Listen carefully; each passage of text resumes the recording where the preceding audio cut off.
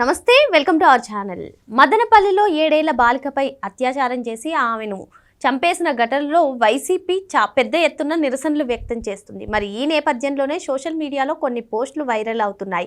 YCP హయాంలో జగన్మోహన్ రెడ్డి ముఖ్యమంత్రిగా ఉన్నటువంటి సందర్భాల్లో ఇలాంటి ఘటనలప్పుడు మాజీ మంత్రి ఆర్కే రోజా చేసినటువంటి కామెంట్స్, అదేవిధంగా అప్పట్లో హోంమంత్రిగా వ్యవహరించినటువంటి వనిత చేసినటువంటి కామెంట్స్ ప్రస్తుతం వైరల్గా మారాయి. మరి ఈ పరిణామాన్ని ఏ విధంగా చూడాలి తెలుసుకునే ప్రయత్నం చేద్దాం. దీన్ని విశ్లేషించడానికి మనతో పాటుగా ఉన్నారు తెలుగుదేశం పార్టీ రాష్ట్ర కార్యదర్శి ముల్లంగి వెంకటరమణ గారు.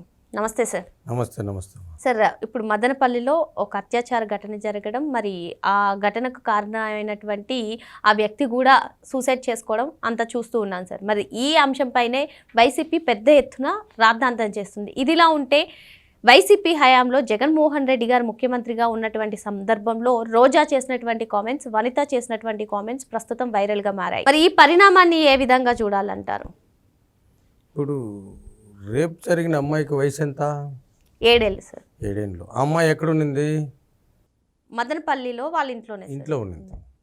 ప్రభుత్వ పాఠశాలల్లో కానీ, ప్రభుత్వ కాలేజీల్లో కానీ, ప్రభుత్వం ఏవైతే మెయింటైన్ చేస్తుంటారో అజమాయిషీలో ఉన్నటువంటి ప్రభుత్వ కాలేజీల్లో ఉంటేనే మీరేమన్నారు గతంలో? 1-2 రేపులు జరుగుతుంటాయి అని ఈ రోజా గారు అంటారు. 1-2 రేపులు జరుగుతూ ఉంటాయి, దాని గురించి పెద్దగా పట్టించుకోలేదు. మీరు అన్నారు కదా మళ్ళీ వనిత, ఆమె కోవూరు మాజీ ఎమ్మెల్యే, వాళ్ళ నాయన ముందు తెలుగుదేశంలో ఎమ్మెల్యే, ఆమె వైసీపీలో ఎమ్మెల్యే అయ్యి మంత్రి అయినారు. ఆమె కూడా దళిత మహిళ మంత్రి. ఆమె పీరియడ్లోనే రేపులు జరిగితే కూడా దానికి ఎందుకు అంత తొందర?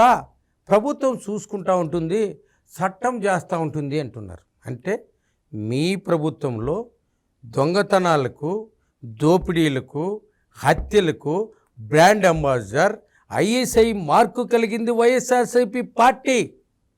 మీ దాంట్లోనే హత్యలు, మీ దాంట్లోనే దొంగతనాలు, మీ దాంట్లోనే రేపులు జరిగేది. తెలుగుదేశం పార్టీలో ఇంట్లో ఉంటే 7 ఏళ్ల బాలిక పైన హత్య జరుగుతూ ఉంటే ప్రభుత్వము దానిపైన అప్పటికప్పుడే పోలీస్ ఎంక్వైరీ పెడితే అతన్ని సీసీ కెమెరాల్లో చూసుకొని పోయి వాడు ఎక్కడున్నాడో చూసుకొని పోతే పలానోడు వచ్చినాడని చెప్పి చూస్తే వాడినంతా ఎతికితే ఒక చెరువులో శవమై కనపడినాడు. దానికి ప్రభుత్వం ఏం బాధ్యత వహించాలి? హోమ్ మినిస్టర్ పోయి మాట్లాడారా వాళ్ళ కుటుంబంతో? పరామర్శించారా? ప్రభుత్వము మాట్లాడిందా వాళ్ళతో? లేదు. వాడిని ఏమన్నా వదిలిపెట్టారా? రేప్ కేసు చేసిన వదిలి మీ మాదిరి పెట్టి ఒకనికి మంత్రి పదవి ఇస్తారు, ఇంకోనికి ఎత్తుకొని వచ్చి ఇంకో పదవి ఎమ్మెల్సీ పదవి ఇస్తారు. వానికి ఈవేళ కేసు ఉండదు, పార్టీలోనే కొనసాగుతారు. అదే తెలుగుదేశం పార్టీ కార్యకర్త అయితే కూడా గతంలో చేబ్రోలు కిరణ్ అని టీఎన్ఎస్ఎఫ్లో ఉంటే అతను ఏదో అనుచిత వ్యాఖ్యలు చేశాడని అతన్ని పార్టీ నుండి సస్పెండ్ చేసి అరెస్ట్ చేయించిన ఘనత అండి తెలుగుదేశం పార్టీది. మీ మాదిరి రేపులు చేసిన వాళ్ళకు, మీ మాదిరి దొంగతనాలు చేసిన వాళ్ళకు, మీ మాదిరి హత్యలు చేసిన వాళ్ళకు ఏం ర్యాంకులు ఇస్తూ ఉన్నారు మీరు? ఎవడు ఫస్ట్ ర్యాంక్ వస్తే వానికి మంత్రి పదవి ఇస్తా, ఎవడు సెకండ్ ర్యాంక్ వస్తే వానికి ఎమ్మెల్సీ ఇస్తా, థర్డ్ ర్యాంకే వచ్చిన వాళ్ళకి ఇవి ఇస్తాం. మొత్తం డమ్మీ క్యాండిడేట్లు, దొంగతనాలు, హత్యలు, అరాచకాలు చేసే వాళ్ళంతా మీ దాంట్లో పైనుంచి కింది వరకు లిస్ట్ ఎత్తుకుంటే కూడా పూర్తిగా ఒక రోజు కాదు, 1 సంవత్సరం రోజులు చదవాలి.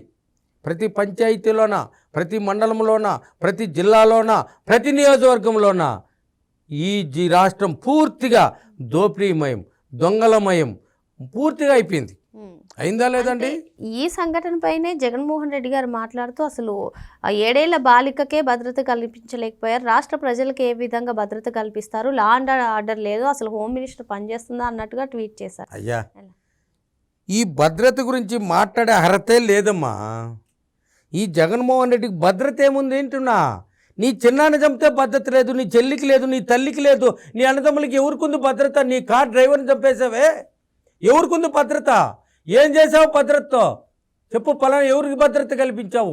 ఎంతమంది? 269 మంది దళితులను హత్య చేయని వాళ్ళు అర్హత నువ్వు బాధ్యత వహించావా? నువ్వు ఏ రోజైనా ఒకరిని అరెస్ట్ చేసావా? చెప్పు. సుబ్రహ్మణ్యాన్ని చంపితే అరెస్ట్ చేయించావా? నాగమ్మని చంపితే అరెస్ట్ చేయించావా? ఒక కేసు చూపించండి మీ ప్రభుత్వంలో. ఒక్కరి మీద ఒక కేసు చూపించండి. హత్య చేయని వాళ్ళ మంది కానీ, దోపిడీ చేయని వాళ్ళ మంది ఇవాళకి లేదే. వాళ్ళు చంపేస్తావు, సాక్షి వస్తే చంపేస్తావు. నీ వల్లే చంపేస్తాను. ఇప్పుడు ఈ కల్తీ నెయ్యికి ఒక అతను కంప్లైంట్ ఇస్తే వచ్చేవాడు కరుణాకర్ రెడ్డి అతను చంపేశా, పూర్తిగా చంపేస్తారు. హత్యగా ఉంచబడతా ఉన్నారు. మా ప్రభుత్వంలోనే మీరు చంపేస్తూ ఉన్నారు. మీ ప్రభుత్వంలో వరుసగా చంపుకుంటూ పోతున్నారు. మీకుండేది ఏకైక ఒకే ఒక ఆలోచన, ఏదన్నా కేసు జరిగితే దాంట్లో ఉన్నటువంటి వాడిని తరిమి చంపేంతవరకు మీరు వదలరు. సాక్షి వదలరు, వెనకంటి ఉండని వదలరు, ఇంట్లో వాళ్ళైనా వదలరు, రక్త సంబంధులకే వదలరు. సాక్షాత్తు జగన్మోహన్ రెడ్డి సొంత భార్యకి తండ్రినే గెంగిరెట్టే చంపేసారు సాక్షి డాక్టర్గా. అవునా? చిన్నాయనే చంపేసి ఏందయ్యా మీరు చెప్పేది భద్రత లేదని. ఎవరికి భద్రత లేదండి? మీకు భద్రత ఉంది, అది కల్పించుకోండి. మిమ్మల్ని కాపాడుతూ ఉంది తెలుగుదేశం పార్టీ. కార్యకర్తలను వదిలేస్తే ఈరోజు మీరు చేసిండే అల్లర్లు, మీరు చేసిండే గొల్లులతో మిమ్మల్ని నరికేసి కచ్చడా చేసి ఇది కాకులకు గద్దలకి వేసేసి ఉంటారు మిమ్మల్ని. పార్టీ కంట్రోల్లో ఉంది, పార్టీ కంట్రోల్లో పెట్టాడు చంద్రబాబు నాయుడు. లోకేష్ బాబు పార్టీ కంట్రోల్లో పెట్టాడు. మీరు చేసిండే దుర్మార్గాలు, ఈ రాష్ట్రంలో జరిగే అంతకులు, ఈ రాష్ట్రంలో చేసిన దోపిడీ దొంగల మీద వదిలేస్తే ఒక్కరు కూడా బతకరు. మీ వాళ్ళు నియోజకవర్గానికి 50 మంది చొప్పున ముక్కలు నరికేసి సముద్రంలో వేసేస్తారు, గద్దలకి వేసేయచ్చు, కాకులకి వేసేయచ్చు. చాలా భద్రత ఉంది తెలుగుదేశం పార్టీలో. ప్రతి ఒక్క వ్యక్తికి భద్రత ఉంది తెలుగుదేశం పార్టీలో. ఈ దేశంలో పుట్టిన ఏ రాష్ట్రంలో కూడా మీరు ఎక్కడైనా స్వతంత్రంగా బతికే అర్హత, స్వేచ్ఛను కలిగించింది తెలుగుదేశం పార్టీ. మీకైనా కల్పించింది, ఎవరికైనా కల్పించింది. ఈరోజు వైసీపీలో చేసిన అంతకు ముట్టాలు, దోపిడీ దొంగలు విచ్చలవిడిగా దొరుకుతూ ఉన్నారు. పార్టీ ఏ పొద్దో రోజు ఈ పార్టీ మేము పట్టించుకోలేదు, చంద్రబాబు నాయుడు పట్టించుకోలేదు, లోకేష్ బాబు పట్టించుకోలేదు. ఎందుకంటే మీరు ఏ రోజు చట్టమే మిమ్మల్ని శిక్షిస్తుంది, దేవుడే శిక్షిస్తాడని చెప్పి వదిలేసినారు. ఆ విధంగా పార్టీ భద్రత గురించి మాట్లాడే అర్హత వైసీపీలో ఎవరికీ లేదు. సవాల్ ఎక్కడైనా చెప్తున్నాం, రండి కూర్చుందాం, 10 మందిలో కూర్చుందాం, ఎక్కడైనా కూర్చుందాం, ఎప్పుడైనా కూర్చుందాం, ఏ న్యూస్మైనా కూర్చుందాం, ఏ గంటకైనా కూర్చుందాం. ఎక్కడ పిలుస్తారో చెప్పండి, ఎక్కడికి రమ్మంటారో చెప్పండి, నేను వస్తా. మరో అంశంతో మళ్ళీ కలుద్దాం. Thank you sir. Thank you.